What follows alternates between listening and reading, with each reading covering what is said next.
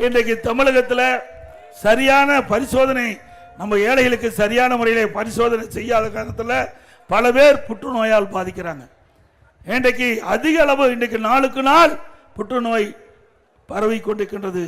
ஆனால் இந்த புற்றுநோய் ஆராய்ச்சியாளர் தெரிவிக்கப்பட்ட கருத்து, ஆனால் இந்த அரசு கண்டுகொள்ளவில்லை.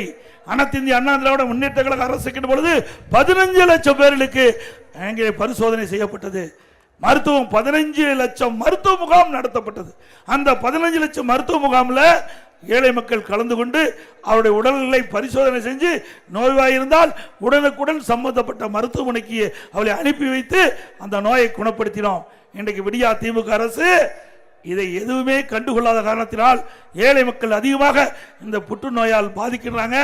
இந்த புற்றுநோயிலிருந்து நம்ம ஏழை மக்களை பாதுகாக்க வேண்டும் என்ற அடிப்படையில் அதிமுக ஆட்சி இருக்கின்ற பொழுது இன்றைக்கு சென்னை ஓமந்துரா மருத்துவமனை, ராயப்பேட்டை மருத்துவமனை, தூத்துக்குடி அரசு பொது மருத்துவமனை, சேலம் மதுரை மருத்துவமனையில் சுமார் 22 கோடி ஒவ்வொரு மருத்துவமனையிலும் நான் குறிப்பிட்ட ஒவ்வொரு இடத்திலும் 22 கோடி ரூபாய் மதிப்பில் லீனா ஆக்சிலேட்டர் புற்றுநோய் கண்டறிய சிகிச்சை அளிக்கக்கூடிய அந்த கருவியை நிறுவி ஏழைகளுக்கு அற்புதமா வைத்திய சிகிச்சை கொடுத்த அரசாங்கம் அதிமுக அரசாங்கம்.